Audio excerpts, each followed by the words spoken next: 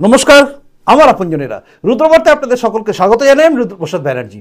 ধর্মের ভিত্তিতে টুকরো হয়ে যাওয়া এই ভারতবর্ষের বুকে সবচেয়ে বেশি সেকুলারিজম দেখানো পশ্চিমবঙ্গ, যেখানে কংগ্রেস, সিপিএম এবং তারপরে তৃণমূল কংগ্রেস রাজত্ব করছে, যেখানে বসে আমরা সেকুলারিজমের গল্প রাত দিন শুনি। কিন্তু এখানে একের পর এক দাঙ্গা কিন্তু প্রত্যেকটা সরকারের সময় হয়েছে। কিন্তু আজ উত্তরপ্রদেশে যখন যোগী রাজের সরকার, মানে যখন যেটাকে বলা হয় সবচেয়ে বেশি নাকি কমিউনাল সরকার, সবচেয়ে বেশি সাম্প্রদায়িক সরকার, সেই সরকারের আমলে একটাও দাঙ্গা হচ্ছে না। আর এটা নিয়েই যোগীজি আজকে দিয়েছেন হুঙ্কার যে উত্তরপ্রদেশে দাঙ্গা হবে না আর। চলুন শুরু করা যাক এই মুহূর্তের রুদ্রবার্তা।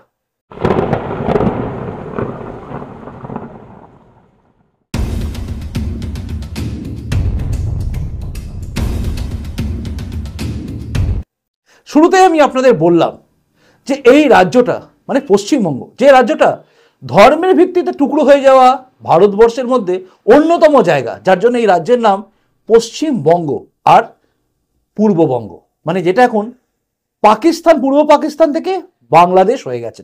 অর্থাৎ যে জায়গাটা আমাদের ছিল, যেখান থেকে কেটে আমাদের এই রাজ্যটা তৈরি হয়েছে। আর যে কাঁটাটা মানে যেটা পুরো চলে যাচ্ছিল সেটা থেকে বাঁচিয়েছিলেন, যিনি বাঁচিয়েছিলেন তার নাম হচ্ছে ডক্টর শ্যামাপ্রসাদ মুখার্জি, যাকে অনেকেই ভুলে গেছে। যে শ্যামাপ্রসাদ মুখার্জির আদর্শ নিয়ে আজকে ভারতীয় জনতা পার্টি বা বিজেপি এই রাজ্যে প্রধান বিরোধী দল হয়ে দাঁড়িয়ে আছে। অর্থাৎ যেখানে গোটা রাজ্যের মানুষ তাকিয়ে আছে যে এবার বিজেপিকে দিয়ে দেখতে হবে, সেই দলটার স্রষ্টাই হচ্ছে একদম ডক্টর শ্যামাপ্রসাদ মুখার্জি। মানে তার আদর্শ, তার মতধারাকে নিয়েই তৈরি হয়েছে এই ভারতীয় জনতা পার্টি, যেখানে প্রত্যেকেই তাদের আদর্শ মানেন ডক্টর শ্যামাপ্রসাদ মুখার্জিকে। সেই ডক্টর শ্যামাপ্রসাদ মুখার্জির জন্য এই পশ্চিমবঙ্গটা আজকে আমরা আছি এখানে। আমি এত সুন্দর বলতে পারছি, আপনি দেখছেন সব কিছু ঠিক আছে, নয়তো আমরা বাংলাদেশে থাকতাম। সেখানে এত মুক্ত কণ্ঠে বলা যায় না, কারণ মুক্ত কণ্ঠে বলা ব্লগারদের চাপাতির আঘাতে গলা কাটতে হয় এবং তারপর লুটিয়ে পড়তে হয় রাস্তায়। আর সে ঘটনা আমরা বিভিন্ন সময় দেখেছি। মুক্তমনা ব্লগারদের মৃতদেহর তালিকা দেখে বুঝেছিলাম যে কীরকম শিউরে উঠতে হয় বাংলাদেশে, আবার পাকিস্তানে একই অবস্থা। যাই হোক, ফিরে আসি আসল কথায়। উত্তরপ্রদেশ যে রাজ্যটাকে নিয়ে সবচেয়ে বেশি বলা হয়, এক তো বিজেপির নামে একটা ট্রেডমার্ক লাগানো আছে, বা বলতে পারেন একটা দাগ, ব্র্যান্ড নেম হয়ে গেছে যে বিজেপি মানে হচ্ছে সাম্প্রদায়িক দল, প্রচণ্ড কমিউনাল দল। এই কমিউনাল দলটা গোটা ভারতবর্ষে শেষ করে দেবে। যদিও এই যে 10 বছর ধরে চললো, এতে কত মুসলমান শেষ হয়ে গেল আমি জানি না। অর্থাৎ কিছুই হয় না, কিন্তু দেখানো হয় অনেক কিছু। সেই সাম্প্রদায়িক তকমা লাগানো বিজেপির এই রাজ্য অর্থাৎ উত্তরপ্রদেশ, যেখানে আবার যোগী আদিত্যনাথ, যাকে তো সবচেয়ে বেশি কমিউনাল বলা হয়, মানে সাম্প্রদায়িক, এর চেয়ে বড় সাম্প্রদায়িক মনে হয় না। এখন আবার অনেকে খুঁজে পাচ্ছে।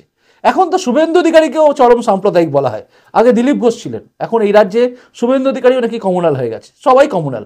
হিমন্ত বিশ্ব শর্মা কমিউনাল হয়ে গেছে, যে হচ্ছে সে কমিউনাল হয়ে যাচ্ছে। যাই হোক, এবার আসি আসল কথায়।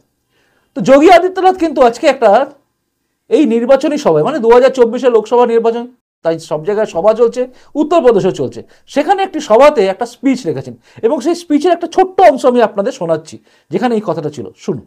आज आप देख रहे होंगे अपराधी पहले तो उससे एक युक्ति निकाली थी कि चलिए सरकार जैसे आई है वैसे ही पिछली सरकारों की तरह हम भी वही करेंगे।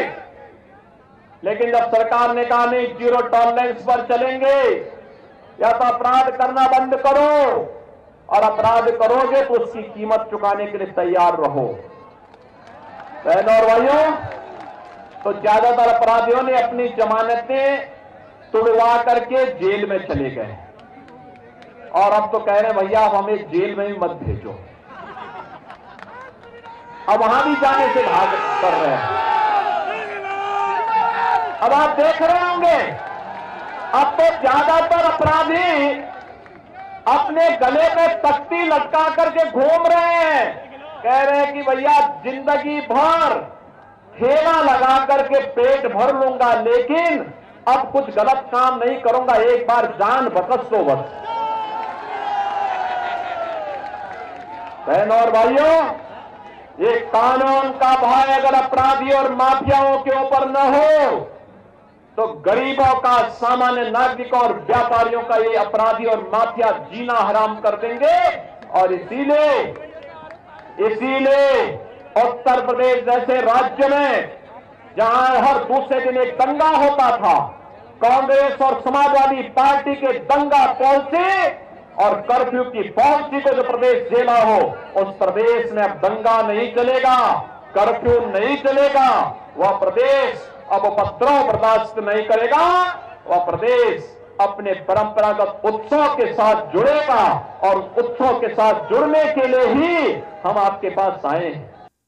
শুনলেন উত্তরপ্রদেশের মুখ্যমন্ত্রী যোগী আদিত্যনাথ কিন্তু বললেন, দেখুন ওই রাজ্যটা হচ্ছে ডবল ইঞ্জিন সরকার চলে, অর্থাৎ কেন্দ্রে রয়েছে বিজেপি, রাজ্যে রয়েছে বিজেপি, তাই সেখানে উন্নতি প্রভূত হয়েছে। অনেকেই হয়তো রাম মন্দির দেখতে গেছেন, সেখানে দেখেছেন যে উত্তরপ্রদেশের জায়গাটা কীরকম চেঞ্জ হয়েছে। যারা দেখেছেন কমেন্ট করে জানাবেন যে উত্তরপ্রদেশ, আগের উত্তরপ্রদেশ আর আজকের উত্তরপ্রদেশের মধ্যে কত ডিফারেন্স, আর তার জন্য ডবল ইঞ্জিন সরকার কাজে লেগেছে কিনা এটাও কমেন্ট বক্সে জানাবেন। আর যেটা বলছিলাম, তো উত্তরপ্রদেশের যোগীজি যেটা বললেন, মানে যেটা হুঙ্কার দিলেন, সত্যিই তাই। আগে ছিল যে কোনো অপরাধীরা যোগী রাজত্বে এসে প্রথমেই কি করতো, আমি অপরাধ করেছি, আমি সারেন্ডার করে দেবো।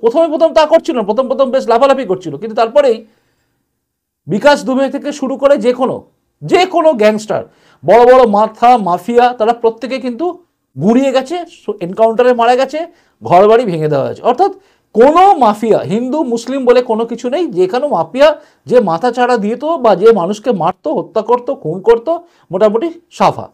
বিকাশ দুবের নাম অনেকে জানেন হয়তো, সবচেয়ে বড় গ্যাংস্টার ছিল, মাথা ছিল, মাফিয়া ছিল, সেও এনকাউন্টারে শেষ হয়ে গেছে। একের পর এক শেষ হয়েছে, এবং এখন আপাতত কোনো মাফিয়া মাথা তুলে দাঁড়ায় না। তো সে সময় অর্থাৎ যোগীজি যখন প্রথমবার এলেন, তখন কিন্তু এই ভয়ে অনেকে জেলে চলে গেছিলেন। দ্বিতীয়বার যখন তিনি ক্ষমতায় এলেন, তখন আগে থেকে যারা অপরাধী করতো, মানে অপরাধ করতো, তারা সবাই জেলে যাওয়ার জন্য লাইন দিয়ে দাঁড়িয়ে থাকতো। সেই দৃশ্য আমি আপনাদের বিভিন্ন ভিডিওতে দেখেছেন আপনারা, অর্থাৎ আমার রুদ্রবার্তায় আপনারা সেই ভিডিও অনেকগুলো দেখেছেন। তো সেই লাইন দিয়ে দাঁড়িয়ে থাকা অপরাধীরা এখন আবার জেলে যেতেও ভয় পাচ্ছে। এখন নাকি জেলে গেলেও সর্বনাশ, অর্থাৎ মাফিয়ার কোথাও ছাড়ছুড় নেই। এখন এত আতঙ্ক হয়ে গেছে, যোগীজি এটা বললেন, তাতে জেলে যেতেও ভয় পাচ্ছে।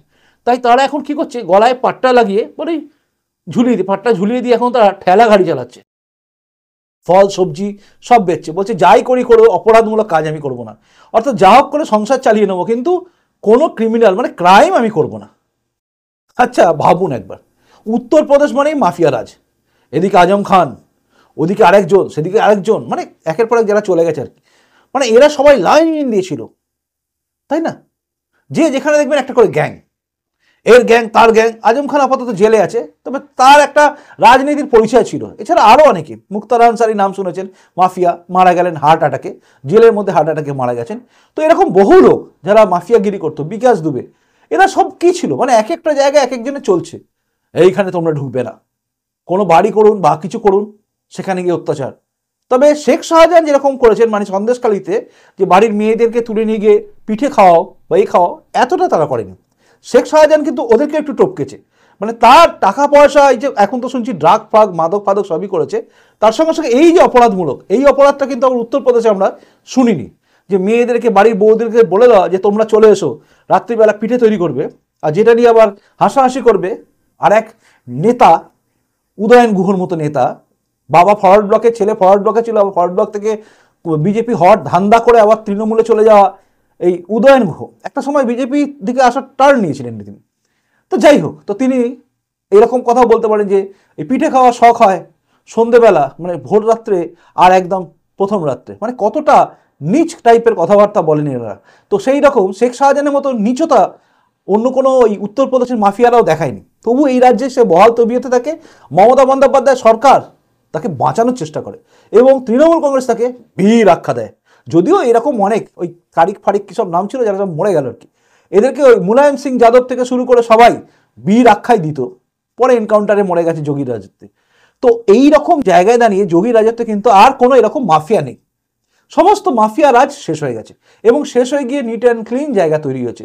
আজকে উত্তরপ্রদেশের মহিলারা কোথাও তাদের উপর অত্যাচার হয়নি এটা বলা হবে ভুল হয়ে যাবে, হয় কোথাও কদাচিৎ হয়ে যায়, কিন্তু তারপরে যে শাস্তি হয় তার ফলটা দেখার পরে আচ্ছা আচ্ছা লোক শিউরে ওঠে, তাদের বাড়িতে বুলডোজার চলে, অর্থাৎ যে অত্যাচার করেছে তার বাড়ি বুলডোজার হয়েছে। মোদিজির যোগীজির একটা ঘোষণা কিন্তু আমার খুব ভালো লেগেছিল, যে প্রথম চৌড়ায় মানে প্রথম মাথায়, রাস্তার মাথায় যদি কেউ কিছু অপরাধ করে, তারপরের মাথায় আস্তে আস্তে তাকে কিন্তু পুলিশ ধরে নেবে, তারপর তার খেল খতম। ভাববেন ভালো করে। আর সেই রাজত্ব চলছে।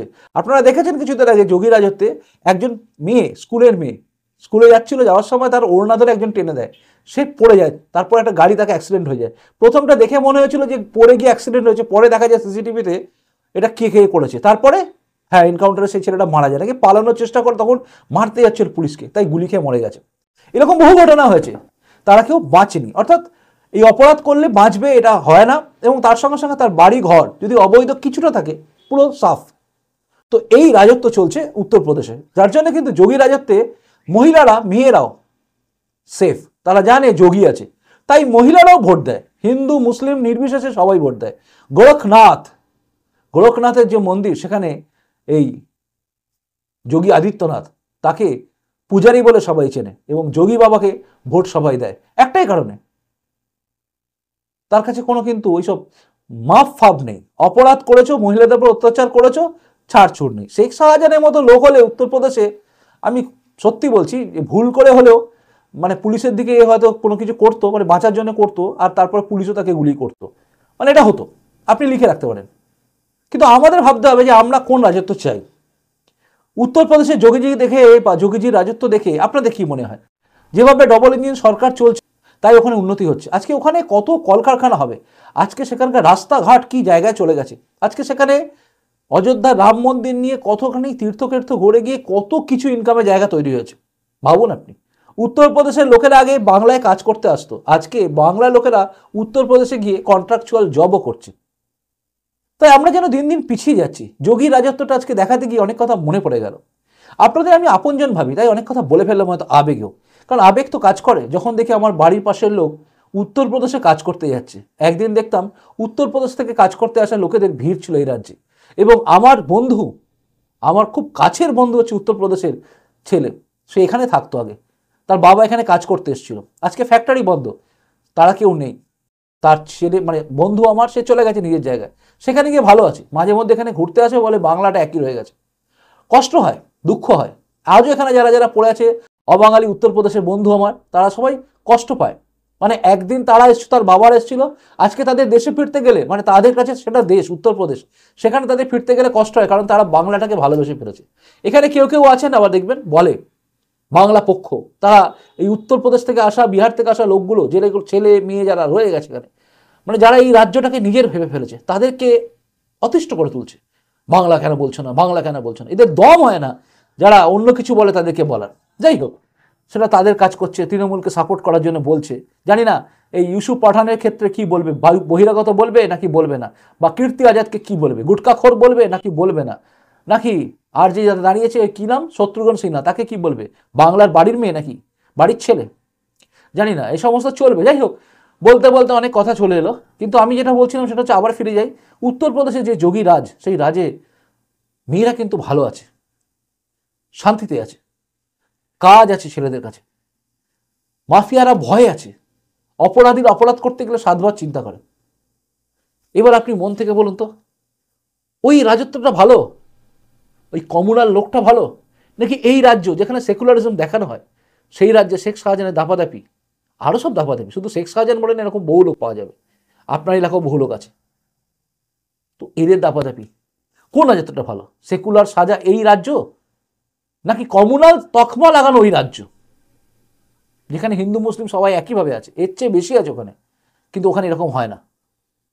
উত্তরটা দেবেন কিন্তু, কমেন্ট বক্সের দিকে আমার নজর থাকবে। প্রতিবেদনটা ভালো লাগলে লাইক করবেন, যদি মনে হয় শেয়ারযোগ্য তবে শেয়ার করবেন। আর এই চ্যানেলে এরকম কথা হয়, এরপরেও যদি পারেন, এই চ্যানেলটা ভালো লাগে আপনার, তাহলে সাবস্ক্রাইব করে আমার আপন জানাবেন, তারপর যাবেন। খুব ভালো থাকুন। আর একটা কথা ভুলবেন না, সবার আগে আমার কাছে কিন্তু দেশ, তারপরে কিন্তু অবশ্যই আমার কাছে সনাতন ধর্ম। মধ্যেখানে কিছু ভাববেন না আমি সেকুলার ফেকুলার, একদম নই। আমি সনাতন ধর্মকে বিশ্বাস করি, সনাতন ধর্মকে ভালোবাসি। সবার আগে আমার কাছে দেশ, তারপরে আমার কাছে সনাতন ধর্ম, তারপরে অন্য কিছু। আর সনাতন ধর্ম শেখায় আমাকে অন্য ধর্মকে ঘৃণা করতে নয়, তাই আমি কোনো ধর্মকে ঘৃণা করি না। যে আমাকে ঘৃণা করবে আমি তাকে ঘৃণা করি। এই নীতি মানার পরেও যদি আমাকে ভালোবাসতে পারেন, তবেই এই চ্যানেলটা সাবস্ক্রাইব করবেন, আমার আপনজন হবেন। কারণ এখান থেকে আমি আর পিছবো না। ভালো থাকুন, দেখা হচ্ছে পরের রুদ্রবার্তায়। নমস্কার, বন্দে মাতরম, ভারত মাতা জয় হোক, জয় হিন্দ।